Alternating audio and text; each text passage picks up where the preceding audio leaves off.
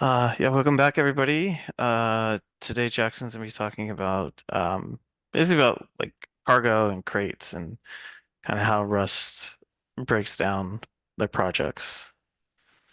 So take it away. Yeah, awesome. I can get started now. I'm gonna share my screen, which hopefully works fine. You guys able to see that well? Yeah, Yes. awesome. Sweet.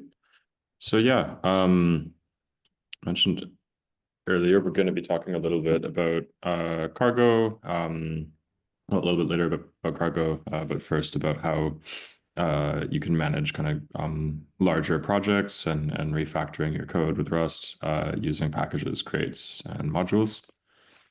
And also to learn kind of what the differences are between those things.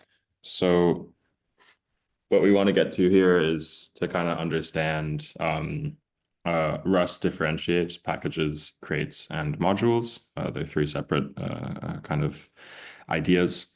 We want to learn and understand some of the keywords that are used for this. So some of the ones you want to watch out for are mod, pub, and use.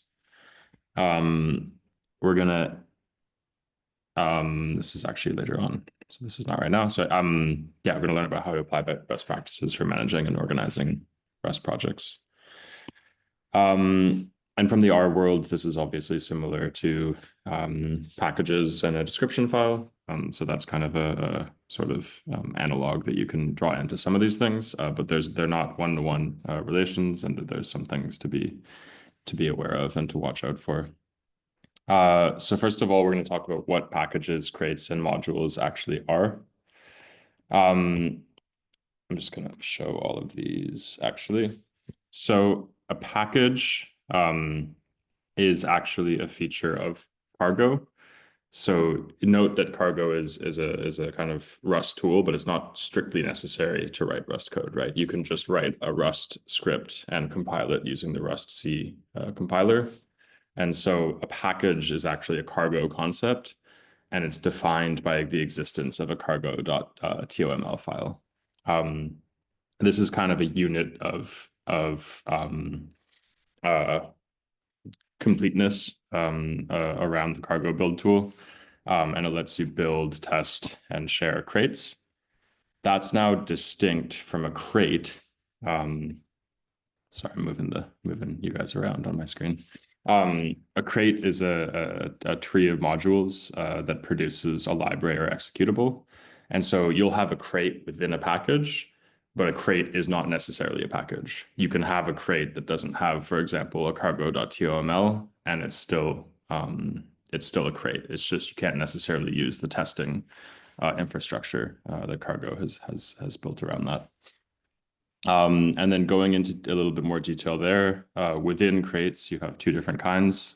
There's a binary crate, which is a sort of executable, and that's kind of denoted by the fact that it must have a main function, the function that's literally called main, and this function is the entry point into that executable.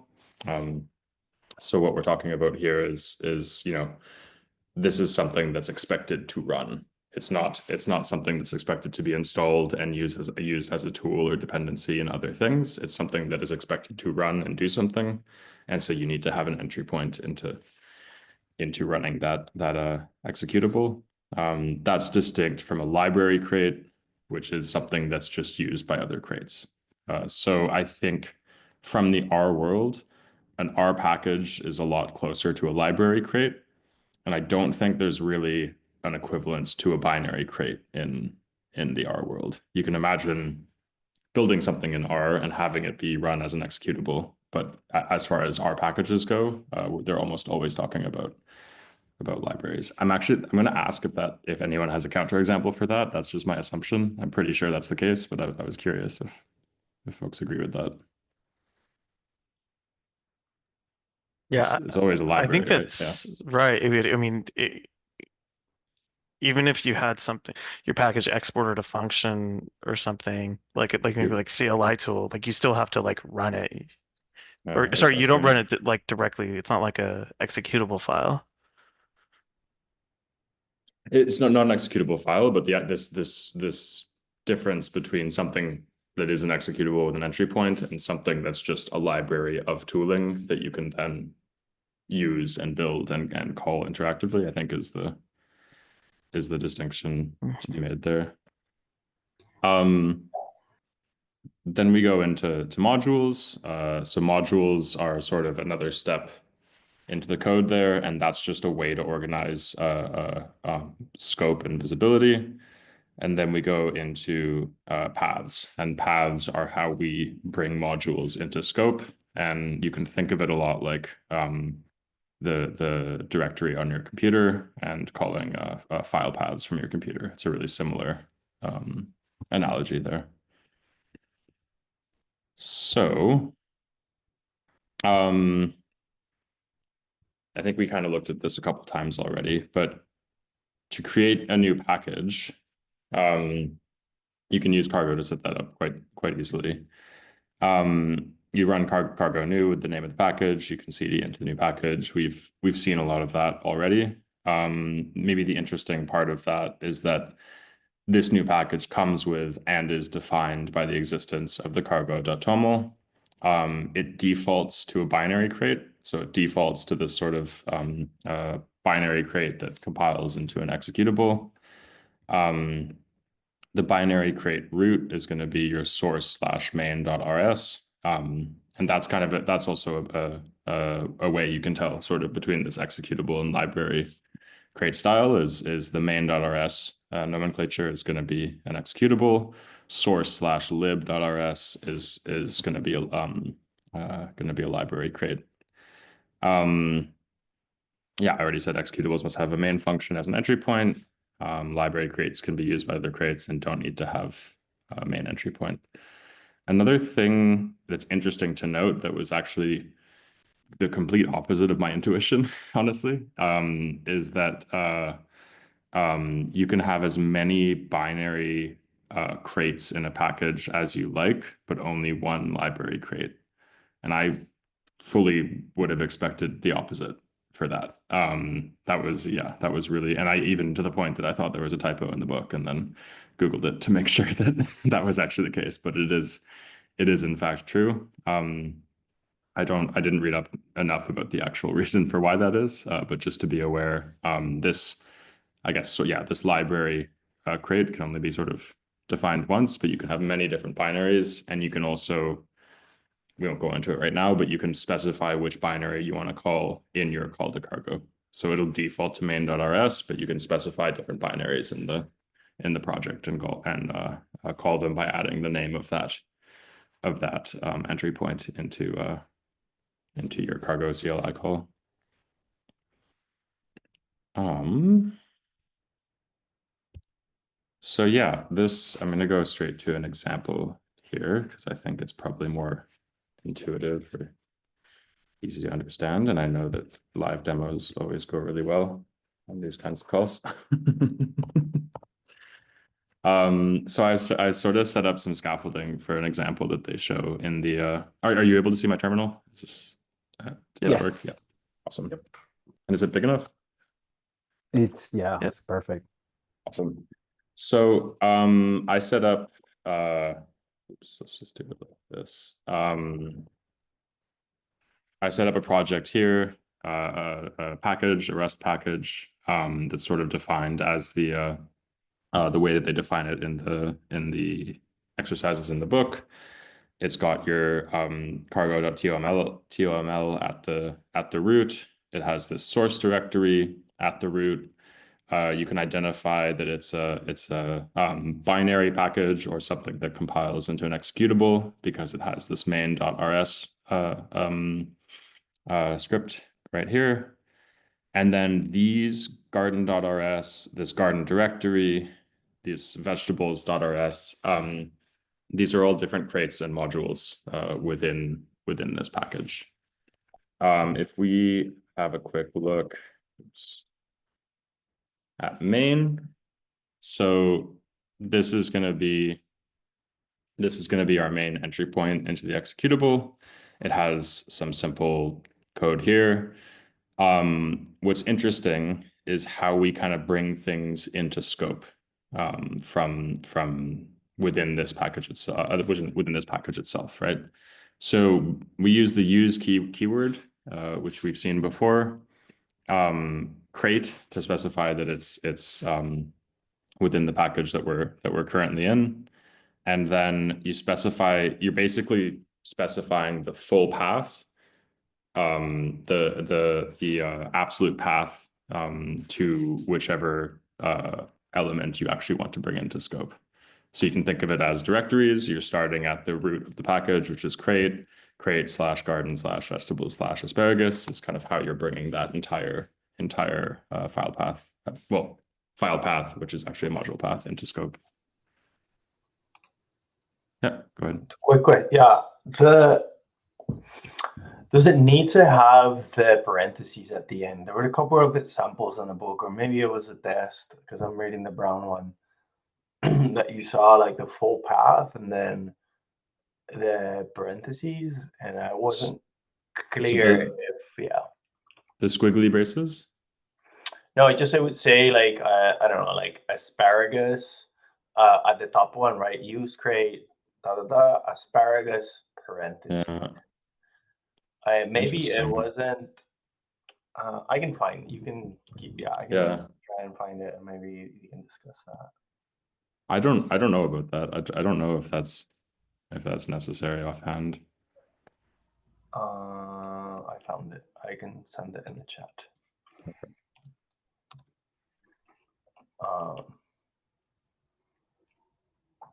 I guess it was for a function. Was there a use call before it though? It wasn't. Yeah. So it's okay. So yeah, with the use keyword, you give it, what was I'm trying to remember, a statement versus an expression, right? I think. So with the use statement, we're bringing it into scope, and then with the parentheses, you don't have the use statement before it. You're just fully what's the word, specifying the path to that function and then calling it explicitly. And you can also make it shorter if you were to do something like use, well, my computer is going to auto capitalize this stuff, which is not helpful, but you can do something like this. So you can pull it into scope like this, and then you only have to specify the kind of final tail end of the path of the module. And so if you're calling a bunch of functions from the same module and it ends up being like insanely long to specify the absolute path, you can sort of just bring that into scopes explicitly and then just call the function from it. Another interesting thing from this example is we do, sorry. So something else that's interesting is we have to specify anything we want public, we have to specify that we want public. And that's something that doesn't have an analog in R really. You can sort of kind of maybe almost think about it as an unexported function from a package, except that even then that unexported function in R is still public, because you can call something like this triple colon nomenclature in R and pull any internal function that you want from the package. So in R, nothing is private. In Rust, you really can't do this. If it's internal code, it's internal code, and if it's not specified as public, there's no way to call that code or to try and use that API. So let's look at, we can look at this next. I guess this is sort of the base structure that's then being successively pulled into scope higher up. So this is this garden / vegetables.rs file. We see that we're defining a struct called asparagus. We're deriving some traits for that struct. And importantly, we're giving it this public keyword.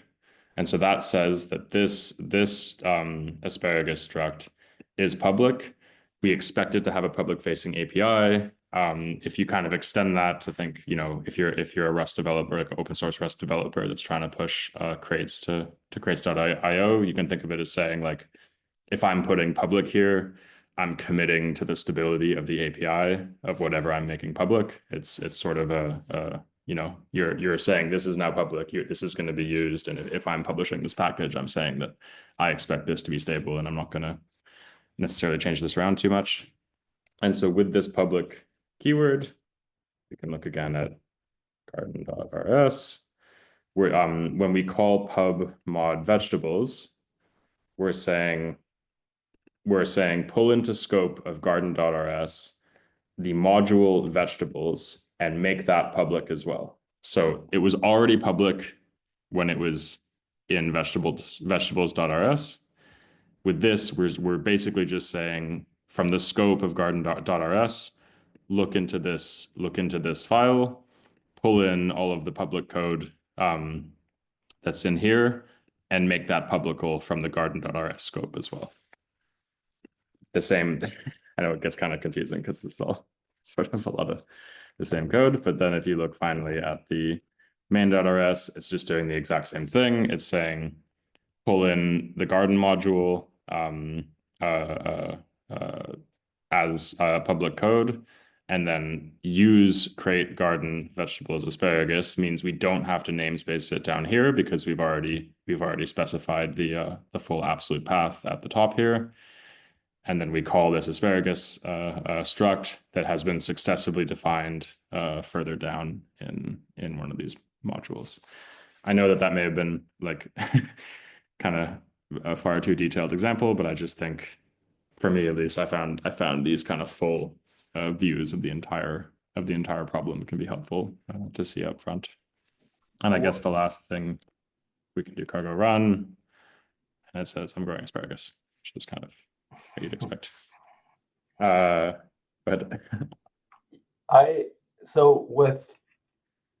I mean, yeah, and I love the example of the restaurant and whatnot. And so, but now, as you explained it, I thought, well, do you define the public module or struct, or is that defined in the main or in the vegetables RS?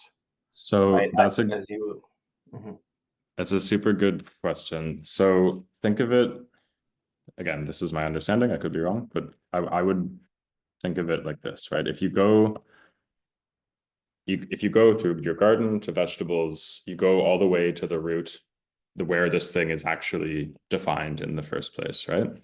And that person, whoever has written this code, decides if that thing is going to be public or private, right? Main.rs all the way upstream, it can't all of a sudden decide that this thing's going to be public if the person that wrote this script decided it was going to be private, right? So you can't, like, it's defined from this level up, but you'll notice that this pub keyword is in every layer all the way up until main, because if we look at source garden.rs, when we're pulling it into scope here, we need to make it public here as well, because someone else, the next line of code is going to pull it out of scope from this script. So every time you pull it in, if it's being brought into scope from that crate, or that module rather, it needs to be specified in public every layer that it goes up. Yeah. It's kind of redundant in that way, where you have to keep saying it all the way to main, because exactly. Okay. As I understand, anyway. It made me think of, like, if it's not defined in vegetables, then you make it, but when you call it from main, it always has to say pub, like it has to match pub and pub. Both have to be public at all levels, right? I was just going to say, you can use the use re-export thing to move some of the things up to upper level, so you don't have to do that. In fact, then you can choose which things in the lower levels you want the public API to have. Which I think we'll go into that a tiny bit later, as well. Anyways, that was just kind of a demo of the full the full story. I'm going to go back to the slides now for a bit, and then we can kind of hop back and forth there. So yeah, this is, I know we're jumping from the backyard example to the front of house example, but this is sort of the difference of accessing module items. You can either use kind of the full absolute path if you're thinking of it like a directory structure where you specify the root level crate that you're talking about from the package that you're currently in, as well as every module up until the function that you want to call. And this is where you had the parentheses here because we're actually calling the function in this line. Or you can also use relative paths starting with the module name, and so that depends on you having kind of the tree structure where the script that this is being called in, or the scope that is being called in, the next directory in or the next module in sort of follows from that route down the directories. So yeah, you have either absolute or relative paths that you can use for these definitions. As mentioned earlier, you can you control directly the visibility of every function that you want to be public or you want to be called by any other module. So for example, if I want to call add to waitlist in this separate module here, right, which it has a priori a different scope than here, then I need to make every single one of these public so that this module has access to that function. And I can either use it with a fully with the absolute path or with the relative path. Does that part make sense here? I think also maybe I'm skipping a little bit because this is a situation where you have two modules or two scopes specified in the same script. And I think before we were always looking at it in different files, but you can also specify a module from within a single file.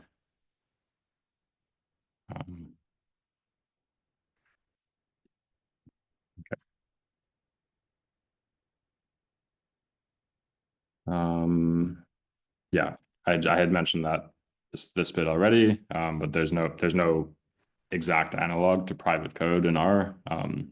Everything is pretty much public. It's just to what degree of it is exported. So even unexported functions from a package can be accessed using the triple semicolon syntax. But in Rust, private items are truly private, and you can't actually access them from the public API. Was there a question there? Oh no, sorry.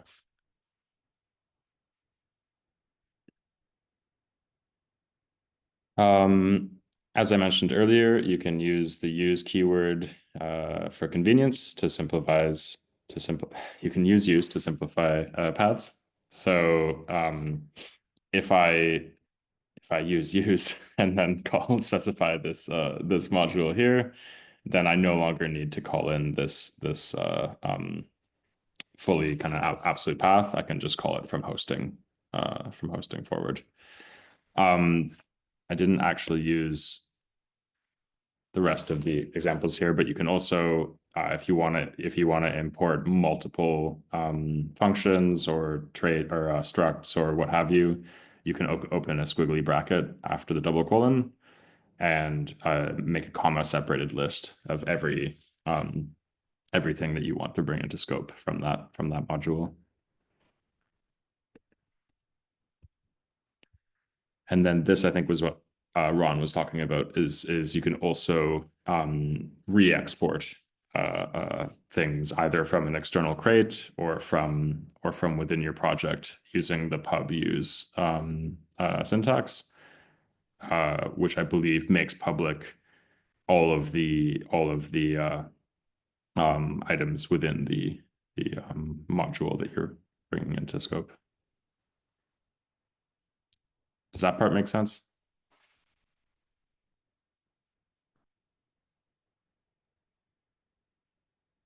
Yeah. Yeah, that makes sense.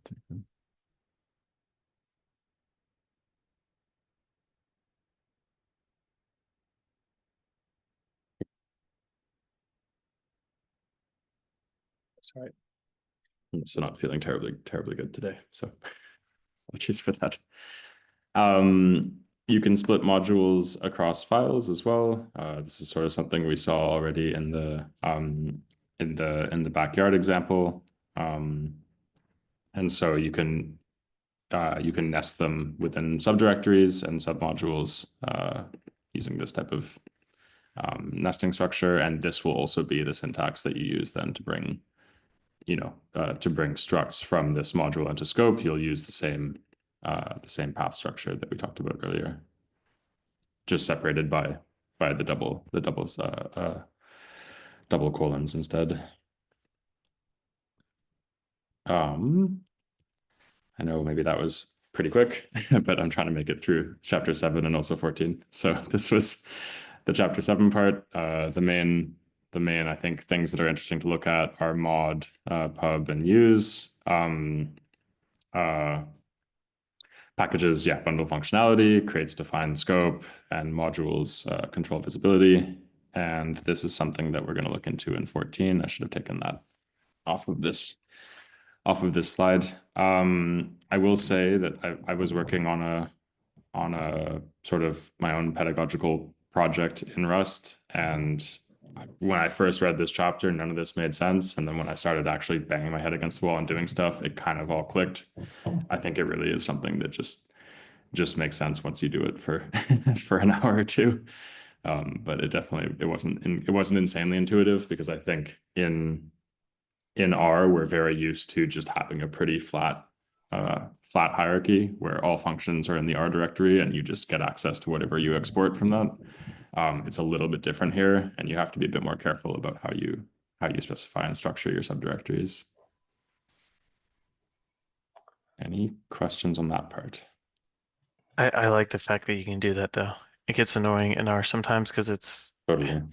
even if you don't have a ton of files, it can be a lot easier if you could use folders. I've been recently reading a bit and using very, very lightly the Vox package. Have everyone used it? So it seems to be extremely close to what you are showing here, Jackson. At least, that's how oh, wow, this kind of sounds familiar. The idea of defining modules and being able to use some of those modules. So pretty nice. Regarding I think it didn't click to me at the time you mentioned it, but then I kept thinking a little bit about that, the distinction between the binary and library type of crates, right? Is that the word? I was thinking of it when I read it, in my head, it mapped to like the difference between in R, it would be so the library would be like a package, and the executable would be something like a Shiny app or a Plumber API, where you define, for example, if you include them in a package, you can have as many Shiny apps inside an R package as you want. You can make, wrap them in a function and then kind of call them. So each of those in my head was kind of equivalent to an executable crate. That's how the mental model that I created. I don't know if anyone else kind of felt that similarity here. One of the things, it's funny because from developing in R for a while, I found the need for defining something like this, but then it wasn't exactly like this, and I had to kind of hack my way around it. And we ended up just you just write a Docker file around some type of workflow or some type of executable that you want to write that then calls maybe an R script or some kind of shell script or whatever. So you're structuring it and still pulling in all the packages, but at the end of the day, you're just writing a bit of overhead to add an entry point and to add an executable around that. I found it really similar to that. So that this is, you get that all out of the box from Rust, because also a lot of Rust is something we'll look at in a second, but you can install execute like CLI executables directly from Cargo, the same way you might do, using Brew on a Mac, for example, or apt-get or something like that. You can just install it directly from Cargo, and you get the executable binary, and you call grep or rip grep or whatever the thing you just installed was, and use it directly from the command line. So it's an interesting see from my own kind of amateurish, naive learning through R, banging my head against the wall, kind of hacking some solution together, and then sort of seeing that this has that solution sort of baked in a maybe slightly different context. Yeah, and I think that was the first thing, even, chapter 1, that was the first thing that really struck me from the Rust ecosystem or something like really nice, that it was not just, one programming language. It's like, it looks like pretty much every aspect of working with code that, you end up needing, that, not just the language, but a lot more, it seems to be already kind of included in the ecosystem. It's really nice. Yeah, I think the power, like Cargo's power, is definitely not to be undervalued in conjunction with Rust, I think. So without ado, I'll quickly skip to the chapter 14 and just go through this quickly. So this is, we're still talking about Cargo, and also a little bit more about crates.io. So this is kind of the analog to CRAN if you wanna make the R to Rust parallels. And we're gonna talk about some of Cargo's advanced features, including build and release profiles, which I think are actually super cool and pretty fun to set up. We're going to talk about how to publish libraries to crates.io, which is a pretty simple process, actually. We're going to quickly cover managing multi-crate projects with workspaces. I don't think we're going to go into that in too much detail, to be honest, because it's a bit advanced at this stage. I will cover installing binaries using Cargo, as I just mentioned, and I think we'll probably leave it at that.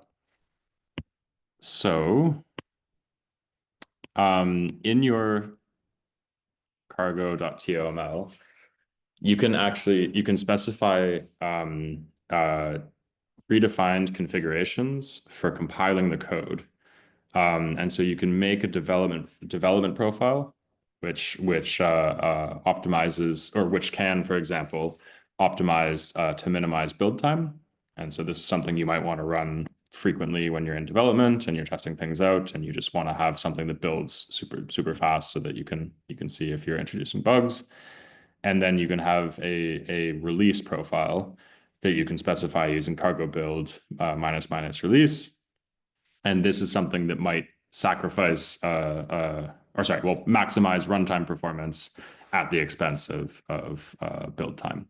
So it does this because you can specify basically how many optimizations you want to run on the code, or rather how many optimizations you want the Rust compiler to run on the code before it spits out your compiled binary.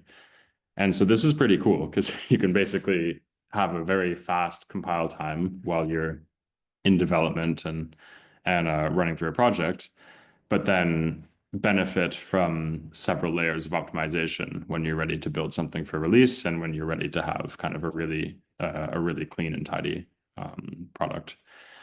So this is the default configuration for the dev and release profiles that comes baked in or out of the box, rather, I think, with Rust. But you can specify different components and different aspects to these profiles. That's, I think, more advanced and beyond the scope of this discussion. But I think there's even more precise kind of flags and settings you can set within your different build profiles. So that's something that's interesting. And then, just really quickly, to publish a crate on crates.io, you basically make an account and sign up at crates.io. You get your API token and run cargo login locally to authenticate yourself with your account on crates.io. You add the necessary metadata and you run cargo publish, and that's it. It's super easy. Yeah, I mean, don't you find like it's almost too easy? It's almost too easy. I did a little reading about this, and I guess it's a problem in the Rust community you have to be aware of. I guess it's one of the reasons why when you do your Rust TOML, you want to specifically specify certain versions just in case somebody didn't like hack somebody's account and push a bad version. But there's even worse things. You got to be really careful because there's something called typo squatting, because anyone can publish anything. So people have been like publishing, hacky stuff with one character off from actual library you really want type of thing. And there's nothing they can do about it because the way they've designed it, nothing can be retracted. If you can only do what was he? Yeah, I guess you're gonna cover A yank. The yank, yeah. So, Yeah. but something to be aware of as a warning that you should be careful that you don't misspell anything and that you specify the particular version. That's a super good flag, and yeah, it is something I found incredibly bizarre when I was first reading through the book, especially from there's no my experiences with getting stuff to CRAN. I was like, there has to be some level of. You can't. So you can't like take. So if they find some like malicious package, they can't take it down. No. Yeah, I think there's some discussion does not going on. Sound smart. No. Yeah. I mean, I get the like the not really doing any checks because like that's pretty common for like Python and JavaScript too, like npm. I don't think there's a lot to it. You just publish it, and then people like will use like the typo thing as well. But that's really weird that you can't take anything down. I think I mean, just to highlight, you can yank something, which means that you can't have any new dependencies based on it. So I imagine that's what they would do. They could do that. That's true. Mm-hmm. But it wouldn't break any code. Like if anything already depended on that malicious code, you couldn't do anything about that. So there's a blog post I'm trying to find. I'll post that where the guy just tested this out. Like he did like one typo off of some popular package, and within 24 hours he already had 24 people added it to their projects by mistake. It wasn't malicious. He purposely made it do nothing, but some people would probably figure it out. But just the point is it's so easy to do. It's kind of scary. Definitely something to be aware of. I put that in my notes. But that is an interesting point, though, that published versions are permanent, and they do that to avoid breaking reverse dependencies. So the version that you publish is always there, so that whoever is using that dependency will always have access to it. Even when you yank it, if they already are depending on that version, then they can continue to have stable code, even if there's a bug in it or malicious code in it. Yeah, documentation, super quick.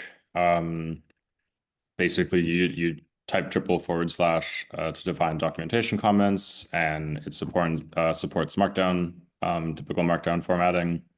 And also Cargo automatically runs examples as tests from the documentation comments. So for example, you specify your kind of Markdown documentation here. They have examples of commonly documented aspects of code, but there's nothing like Roxygen or anything like that sort of predefines expectations. You kind of just define more or less what you want to document about all of your public functions, and then this code within the examples will automatically be run by your Cargo test. So if you have a CI process, for example, on GitHub that's automatically running tests, it'll also automatically check that your examples actually work and are up to date, which is a nice feature.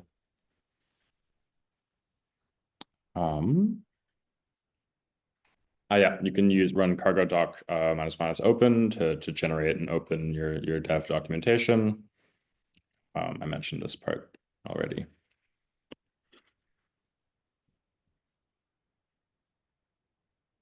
I'm going to skip the Cargo workspaces thing. I think it's a bit advanced, but you're able to grow very, very, very large Rust projects by coordinating different packages.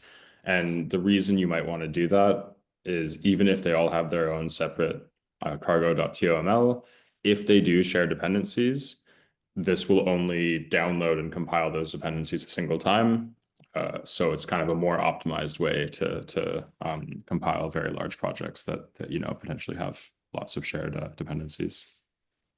I'm sure there's many other reasons you might want to do that, but this is one of the key ones.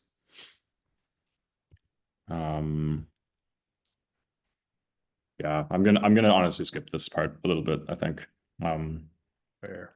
Yeah, I think it's a bit beyond our scope, at least for the next couple months. Yeah, cool. This is an example that I was talking about. So I'm not sure how often folks use kind of CLI tools and stuff like that, or if you use kind of Brew locally to manage things like that. But you can install binary executables directly from Cargo. So you can use Cargo install and whatever binary you want. They're going to be stored at they're going to be stored in your home directory under .cargo/binary, and you can add that to your path, and then you can already just directly run the tool with all of the command line flags that you need. So that's kind of super simple, but boy, I love that feature a lot. It's awesome. It's really cool. I'm kind of wrapping my head around it because I also do really appreciate that Brew is managing all my versions and I don't have to have conflicting binaries of things and stuff like that. But I think it is still a cool feature. And especially like when you're working on CLIs locally, it's super easy to test it out in different circumstances or package it up and have someone run it. It's pretty cool. I think honestly I'm gonna skip these parts too. So the main things we want to look at is that you can optimize builds using dev and release profiles. You can publish crates to crates.io, and you can install and use binaries with Cargo install. By the way, as a counterpoint to what I said, or a correction to what I said, it turns out they can, the Rust working group people can take stuff out of crates.io apparently, because here's something from a couple of years ago where somebody had a typo squat for Rust decimal instead of Rust_decimal, and there was malicious code, and they removed it.